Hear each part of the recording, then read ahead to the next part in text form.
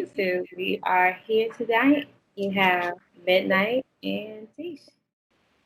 My all-time favorite toxic movie, Love and Basketball, because because Love and Basketball is supposed to be this all-time great romantic love, this great romantic love story.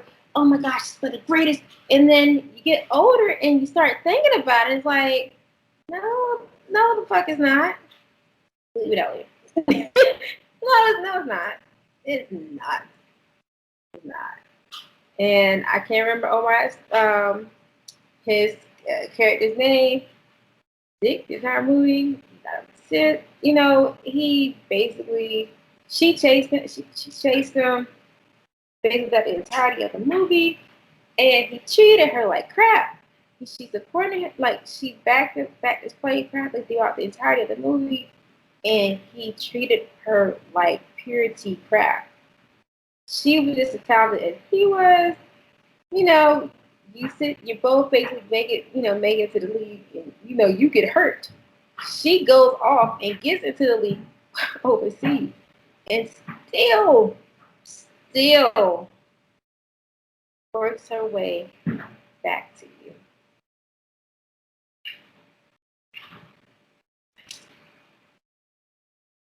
You okay?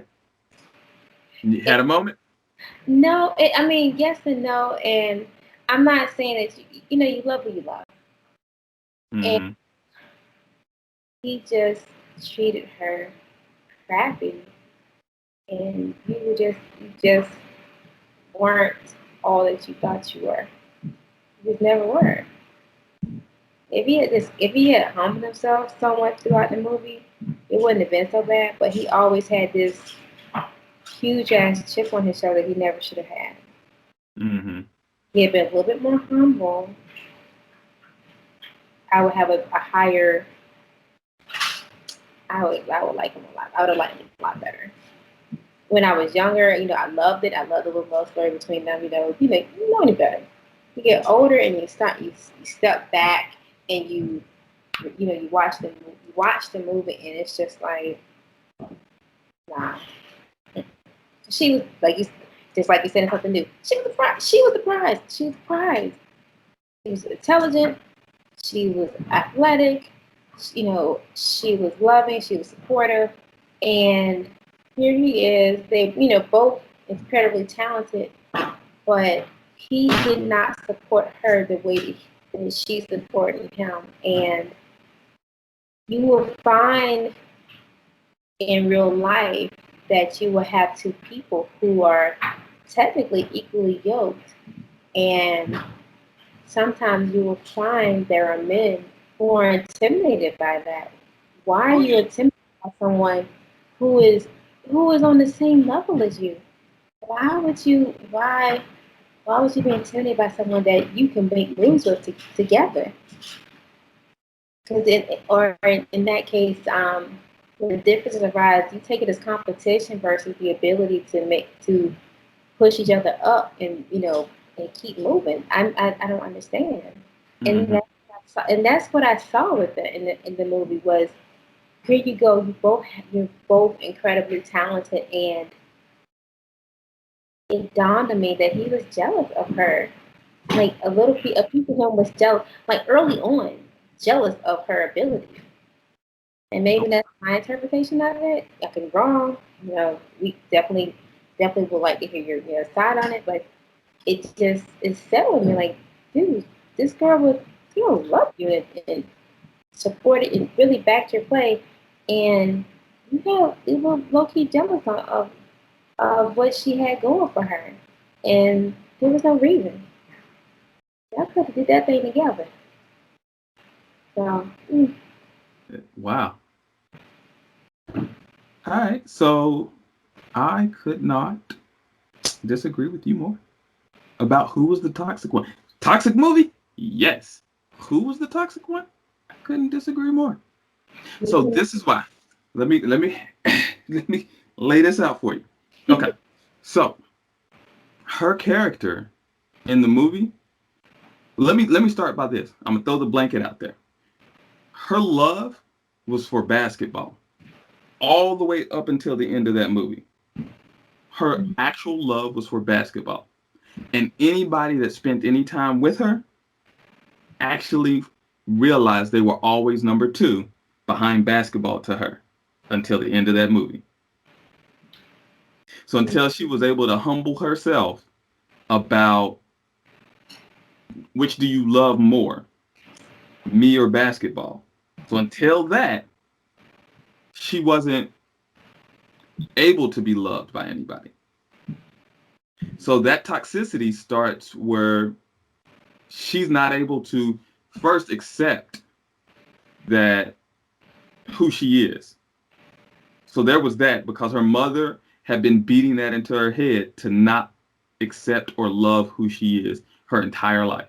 So until she had that conversation with her mother where she could accept who she is and not have a hatred for who she might be, one day might be her mom.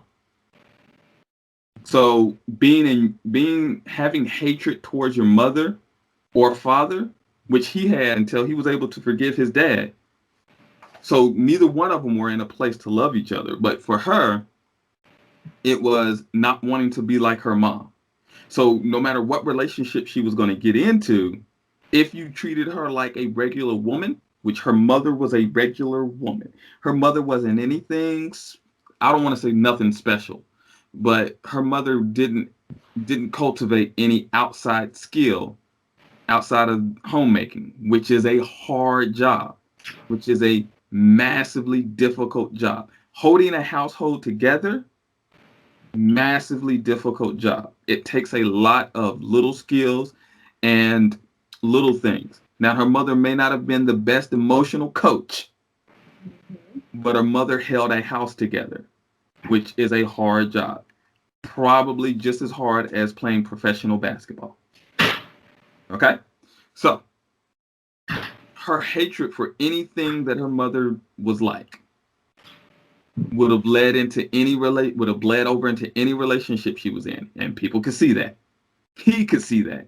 You're not a girly girl. You're not a woman that would be able to respect a man that wants a wife. And she wasn't until she had that conversation with her mother. So throughout the entire movie, every time they were getting towards or getting down with one another or even having an emotional time, basketball came first throughout that entire movie. So everyone thinks that the love in there, because there's and, means basketball was secondary, which it wasn't. The name of that movie should be Love of Basketball, because that's what it was about. And it was a movie that was about mostly her. So that was about her love of basketball and not about those two getting together. It was about her ability to have a love for basketball, but not necessarily have it overwhelm everything else in her life. So that's why at the end of that movie, playing basketball and losing, because she would put her skills on to the test to love him. That's why he fell in love with her at the end. It wasn't anything additional. It was he then saw that she could open up herself to being loved because she put basketball as a secondary thing, as a way that they can communicate to one another instead of as I would never put basketball in this position to lose me something I want. It was always like that. She was no. Remember in college when he wanted to talk to her because of what his dad did, and she was like, "I got basketball tomorrow. I got curfew. I gotta go in. I got basketball practice." So it was about basketball was more important to her than anything else, even him. And that's where a lot of I do have this feeling because I've heard this before that now that loving basketball was toxic and it was about him being toxic towards her. I do have this feeling like they gloss over that part or that scene, like he was being selfish, wanting her to be there for him when he was going through something emotionally. And it opened his eyes to the fact that, okay, no matter what, I'm always going to come second to basketball with her. Not necessarily. Because just like that's like he went through stuff, but she was going through stuff too. So, and with that being said, bringing that to light, they were both toxic. They were both going through things. She's wrong in that regard. He was wrong too because he went over the top with it. Because what happens emotionally with men when they get hurt? What do? They take that shit, they pack it down, and what they do? They exaggerate and they push outward, right? What happens with men? I'm not gonna take a side in regards to outside of that. But when men get hurt, what do they do? What do they typically do? What do men typically do? Man, I don't get hurt. What are you talking about? Ain't no such thing as hurt. What do men typically do? And I'm not gonna man bash. I'm just saying in general, when they get hurt, what do they typically do to hide that hurt? Oh yeah, they move on to the next thing that They will do different things to hide that hurt. They will do stuff that's really hurtful to hide that hurt. Mm-hmm. Normally, they will do that. They would do things precisely, do the things that are hurtful to others to shadow, to shadow that hurt, to hide that hurt. When in actuality, you're crying out. That's your way of crying out about being hurt. And I'm not saying it's okay by any stretch. I'm not saying okay. I'm not saying it's justified. That's that may be something that's kind of taught along a little way back when you're younger, when you teach you to suppress your emotions versus expressing your emotions. So again, while she was dealing with this, we'll put it in that for another discussion another time. But with her dealing with the thing she was dealing with her mother, felt type of way about being, as you said, an ordinary woman, domesticated woman, versus her putting her passion in basketball versus doing the things of being domesticated. Mm-hmm. She fought against that. She didn't want to do that. She against that wholeheartedly. I can understand that because I was like that too. Now look, mommy. Yeah.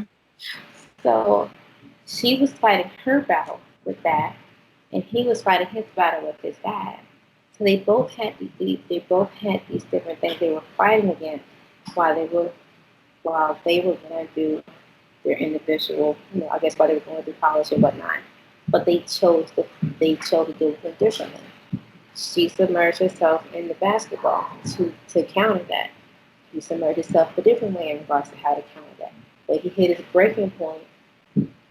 She tried to comfort her, but she still wasn't ready to deal with that. So she submerged herself. I'm going to submerge myself. I can't do this. In her mind, I can't do this. So she deflected back. I get it. I can't miss curfew. I can't do this because she emotionally was not ready to deal with what he was doing. She knew. Of course she knew. She's been around him her whole life, so she knew what that was all about. Mm-hmm. But she was not emotionally ready to deal with that because if she has to help him face that, what does that mean she has to face? She has to also face her own stuff with her mother. Was she ready to face that? No, she was not. So both of them dealing with their inner demons with their parents. So there you go. So that may be a better understanding of the toxicity in that movie. Because I get tired of people saying that just he was toxic, so toxic to her, as if neither one of them were ready to be in any kind of relationship at any point in their lives. And we don't even know if they were ready at the end because we didn't see the build up to having a baby and being overseas. So I think the reason that people are overwhelmingly against him or speak on the toxicity with him is because he was so flamboyant in regards how he was dealing with his hurt and how he and I guess fighting with the situation with his dad. He was more open with it. She suppressed it and internalized it. She put it in the basketball. She put angry pressures in the basketball. And then when she did speak on it, she had her disagreements with her mom and whatnot. But when anybody brought it up in a sense, everything went right back into basketball. She pushed it all into basketball. She put all that into basketball. For him, he put it out into the atmosphere. It was clearly you could see how he expressed his frustration. It was like openly being shown. So hers was external, hers was internal, but it was being focused, and his was out. This being expressed outwardly. If that makes sense. Oh yeah. So it's easier to see his versus you seeing hers being driven towards a certain point. His is being spread out into the world. I'm not saying it's okay for either one of them. It just you're hurting. Who is she hurting when she's going and she did want to play basketball on the court versus who was he hurting when he's going to all these women doing things he's doing out in the world. You see what I'm saying? That's what toxic. I think that is ultimately what toxicity is coming in when people are um, having certain feelings towards him because you can put yourself in the I guess whether it's men or women, you can see it and you can put yourself in the shoes of how that would feel. Okay, so you're saying that that's the simple Okay. situation you can see, and hers is just more complex, and so you have to be looking for it to see hers. Yes. Okay, I get that. And I get. I agree with, I also see what you're saying as well. So I'm not saying that you're wrong. And I can see both sides of it. I'm just looking at it from the, I just delve a little bit more into it, down into the weeds. All right. What? I think that's it. I think Love and Basketball. It's always good to end on Love and Basketball as being something toxic. Now, um,